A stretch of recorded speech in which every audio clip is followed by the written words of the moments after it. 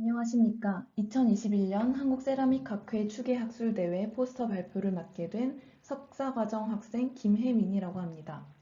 제가 발표할 연구의 내용은 스프레이 드라이 공정으로 제조한 실리콘과 질소가 도핑된 CNT가 고분산된 음극 활물질의 전기화학 특성에 대한 연구입니다. 발표 시작하도록 하겠습니다. 현재 리튬이온 전지 음극 시장 쪽에서 수명이 길지만 용량은 350mAh/g 수준인 흑연 소재가 널리 사용되고 있습니다. 그러나 전기차 등에서 요구되는 방대한 에너지 밀도로의 도약을 위해서는 가볍고 고용량인 실리콘을 복합화하는 것이 필수적이라고 할 수 있습니다.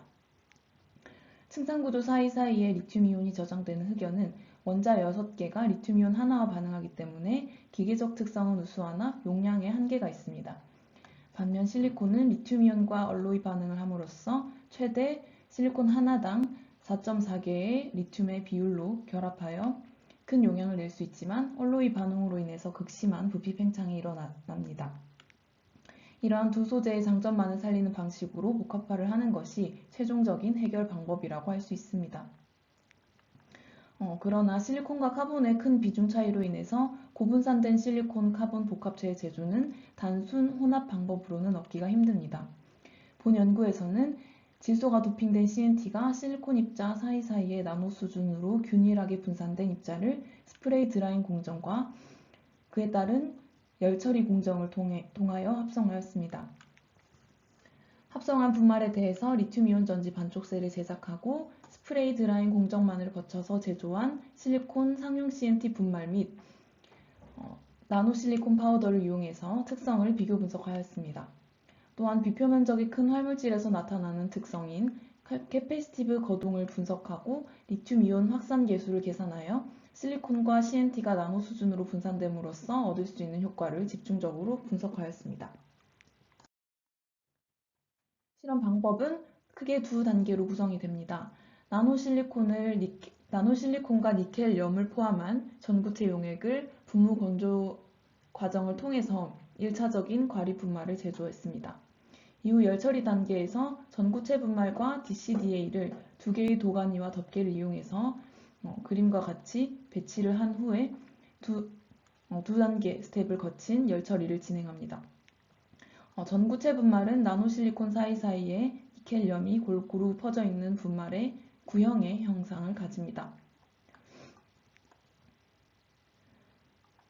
그림에서 보실 수 있듯이 처음에 분무 건조 공정을 거친 분말에서는 니켈염과 실리콘 나노 파우더가 골고루 분산된 형태를 띱니다.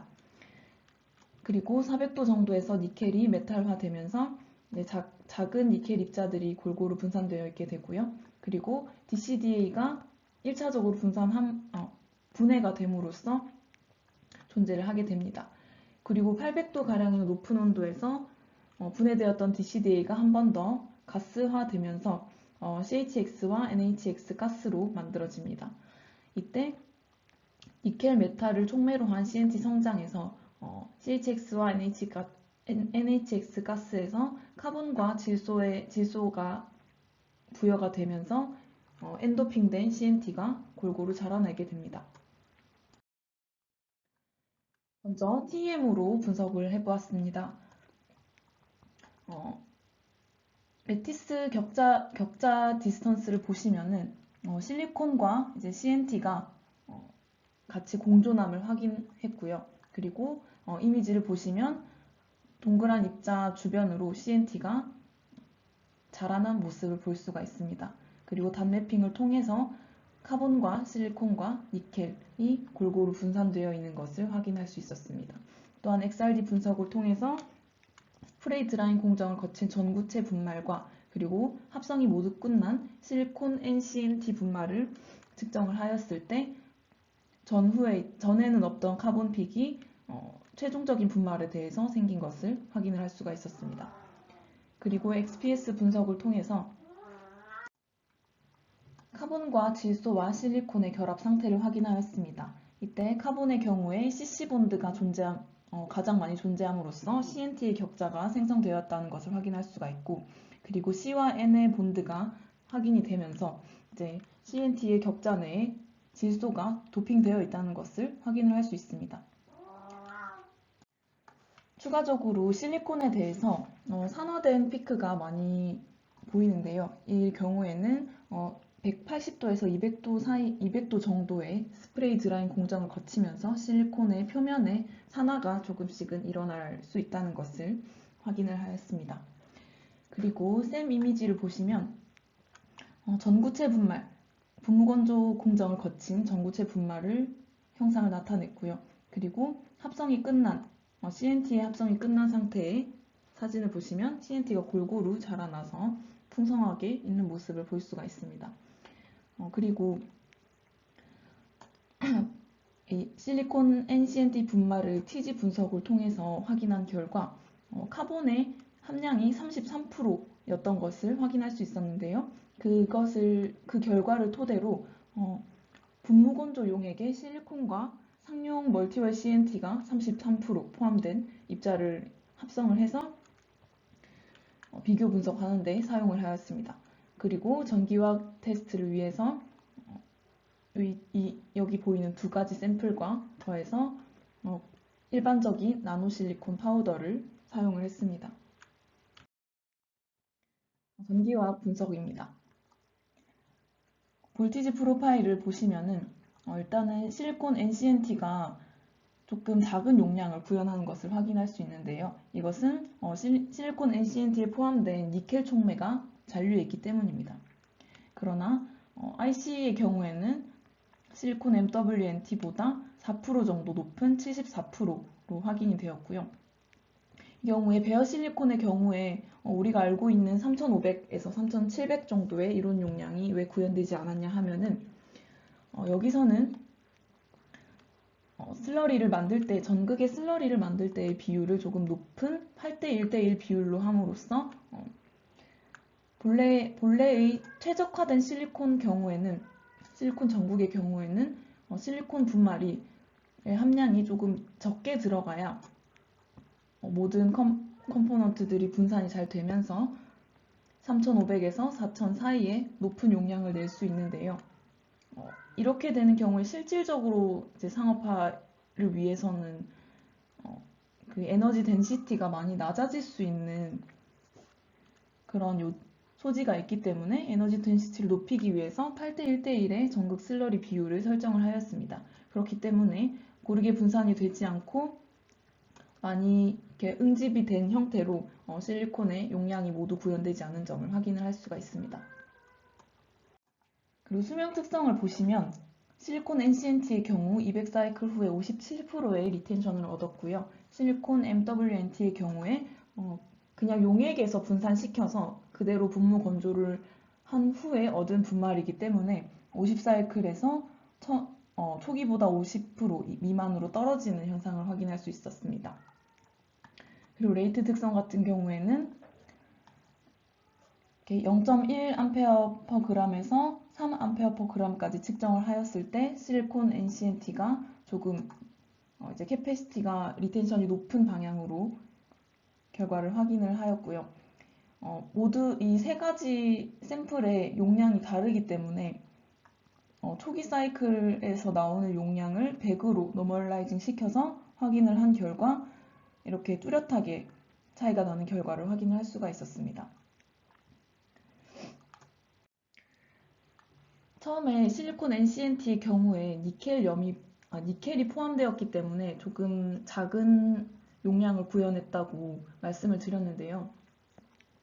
이렇게 니켈 때문에 전기화학적으로 액티브하지 않은 니켈의 포함으로 용량이 떨어지는 현상을 배제하고 관찰을 하기 위해서 실리콘 MWNT 샘플에 초기 분무 용액에 같은 양의 니켈염을 넣고 그리고 메탈화하는 열처리 과정을 거친 후에 전기화학 테스트를 진행을 한 결과 실리콘 NCNT보다 조금 떨어지는 용량을 얻을 수 있었습니다.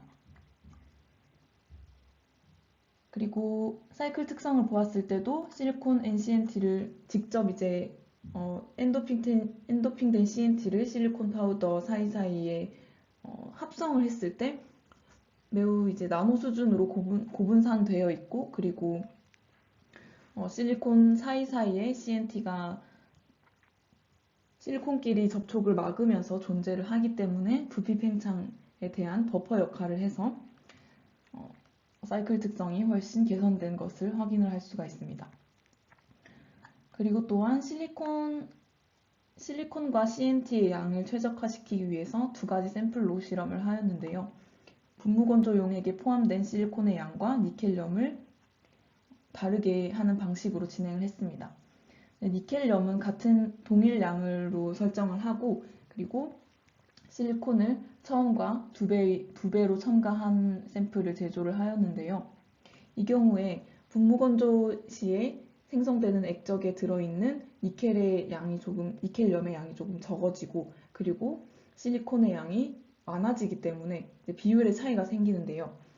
최종적으로 합성한 분말을 보시면은 실리콘 NCNT의 경우에 아까도 보았듯이 실리콘이 많이 자란 모습을 볼 수가 있고, 반면에 실리콘이 2배 들어간 샘플의 경우에 NCNT의 합성량이 조금 적음을 확인할 수가 있습니다.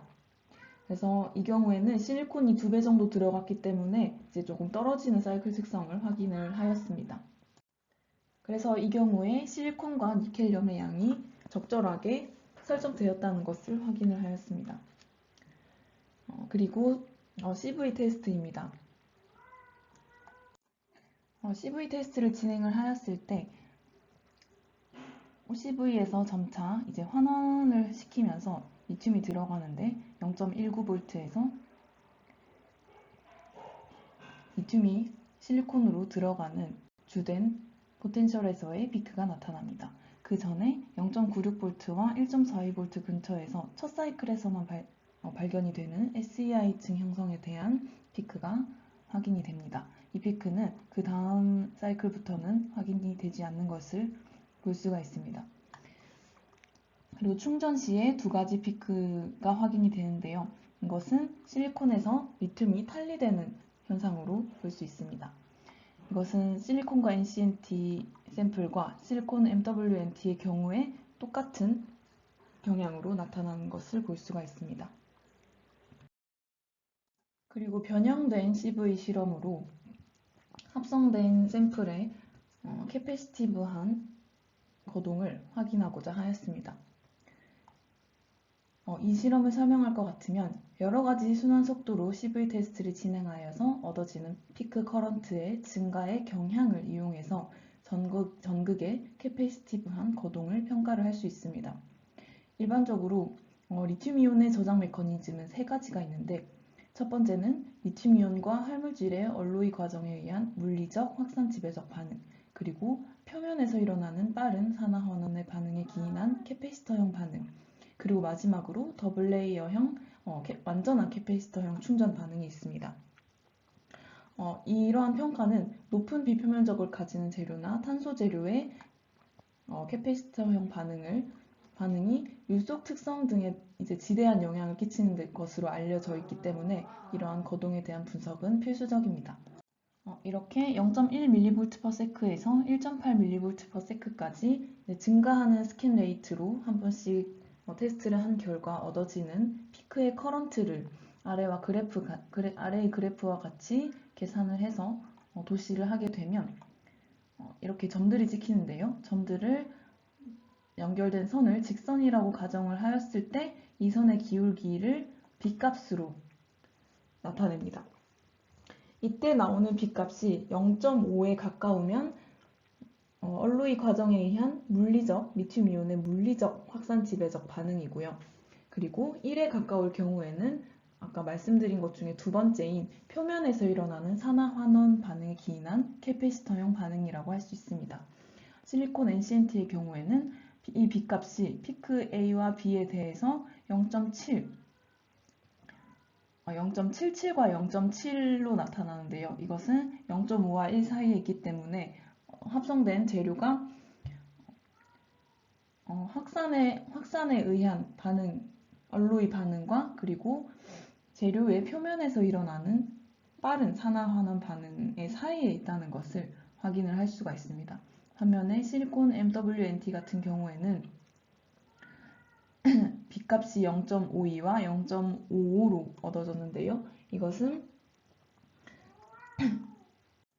이 값은 일반적인 배터리형 반응이라고 할 수가 있습니다. 즉, 이온의 확산에 의한 조금 느린 그런 반응의 지배적이라고 할 수가 있습니다. 이러한 차이는 실리콘 NCNT의 경우에 실리콘 사이사이의 나노 수준으로 NCNT가 분산되어 있고, 즉 높은 이제 고분산도를 가지고 있고, 그리고 리튬이온이 확산을 할 거리가 매우 짧다는 점, 그리고 반응에 대한 속도가 빠르다는 점을 결과로 하고 있습니다. 1.2mV/s에서 실행을 한 CV 테스트에서 캐패시티브형 반응이 차지하는 반응을 이렇게 도시를 할 수가 있었고요. 그리고 0.1에서 1.8V까지 모두 계산을 해보았을 때 스캔 레이트가 빨라질수록 캐패시티브한 거동이 차지하는 비율이 높아지는 것을 알 수가 있습니다.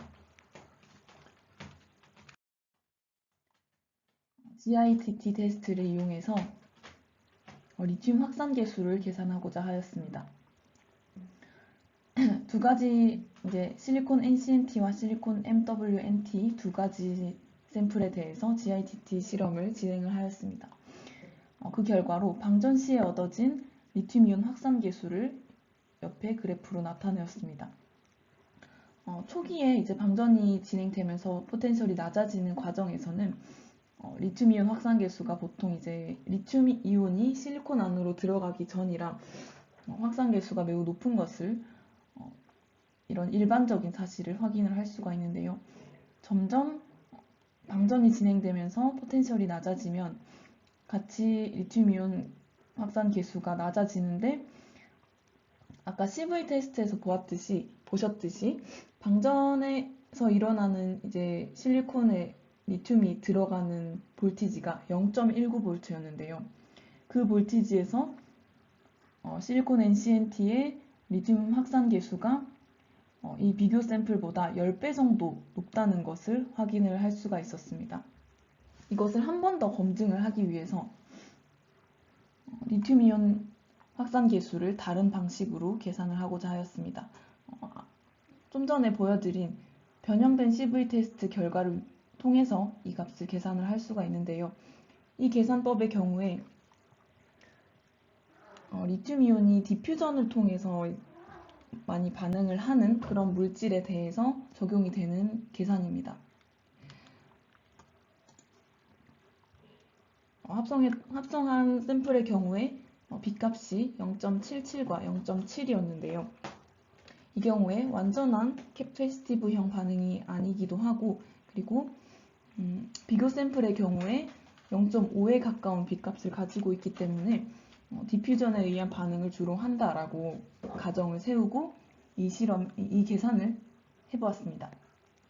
CV 테스트에서 피크 B, 즉 0.19V에서 보이는 피크의 커런트를 읽어서 그래프를 도시한 결과 이제 이 그래프의 기울기를 알아냄으로써 리튬이온 확산 계수를 계산을 하였습니다. 그 결과 위에 보셨던 결과와 같이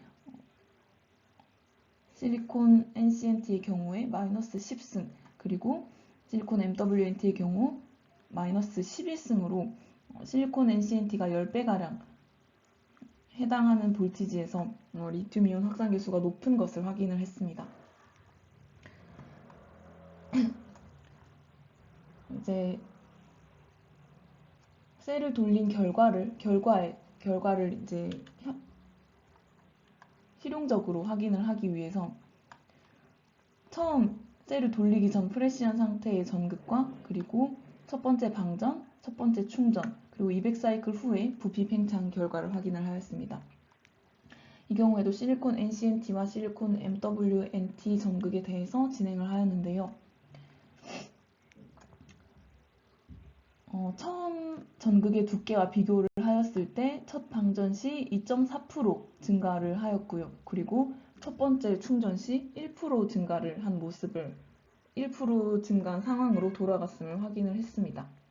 그리고 마지막으로 200사이클 후에 초기 대비 67% 증가한 것을 확인을 하였습니다. 반면에 실리콘 MWNT 같은 경우에 첫 방전부터 17.9%, 그리고 첫 충전 시에 4.5%로 감소하였지만 200사이클 후에는 실리콘 NCNT의 2배 정도인 124.9%가 팽창한 모습을 확인을 할 수가 있었습니다. 이 경우에는 실리콘의 입자 사이사이에 NCNT가 존재를 하면서 실리콘끼리 서로 닿아서 부피 팽창을 더욱 심하게 하는 것에 대한 버퍼 역할을 해준과 동시에 실리콘이 입자 외부로 많이 자라나 있고, 그리고 전극 단위에서 보면은 실리콘에 의한 공극들이 아주 균일하게 퍼져 있기 때문에 CNT에 의한 공극들이 아주 균일하게 퍼져 있기 때문에 부피 팽창이 국부적으로 일어나지 않고 균일하게 퍼져 있기 때문에 이런 높은 결과를 보이는 것으로 생각이 됩니다. 특히나 실리콘 MWNT 같은 경우에는 균일하게 분산이 되지 않기 때문에 여기 탑뷰를 보시면은 전극이 많이 갈라진 것을 볼 수가 있습니다. 이렇게 일체성을 많이 잃은 모습 때문에 전극의 전체적인 부피가 더욱 크게 증가하였음을 예측을 할 수가 있습니다. 반면에 실리콘 NCNT의 경우에는 여전히 큰 크랙 없이 균일하게 일체성을 유지하는 모습을 확인을 하였습니다. 이 연구에서는 결론적으로 분무 건조 공정과 그 이후에 CNT 성장 열 처리를 통해서 더욱더 고분산된 실리콘과 NCNT 복합체를 얻을 수 있었습니다. 리튬이온 하프셀을 제작을 하여서 전기화학 특성을 평가하였을 때 1819mAh/g의 높은 용량을 얻었고 74%의 초기 효율을 얻을 수가 있었습니다. 반면에 MWNT를 그대로 용액 내에 포함한 채로 분무 건조 공정을 거친 샘플의 경우에는 1940mAh/g의 조금 더 높은 용량을 얻을 수 있었지만 사이클 특성이 훨씬 떨어지는 것을 확인을 하였습니다. 또한 전체적으로 전기화학 반응이 많이 개선되었음을 확인을 하였고, 전극 단위에서도 큰 열어 없이 200사이클 동안 높은 용량을 구현을 하면서 사이클이 진행됐던 것을 비교 분석을 통하여 확인을 하였습니다. 발표는 여기까지입니다. 들어주셔서 감사드립니다.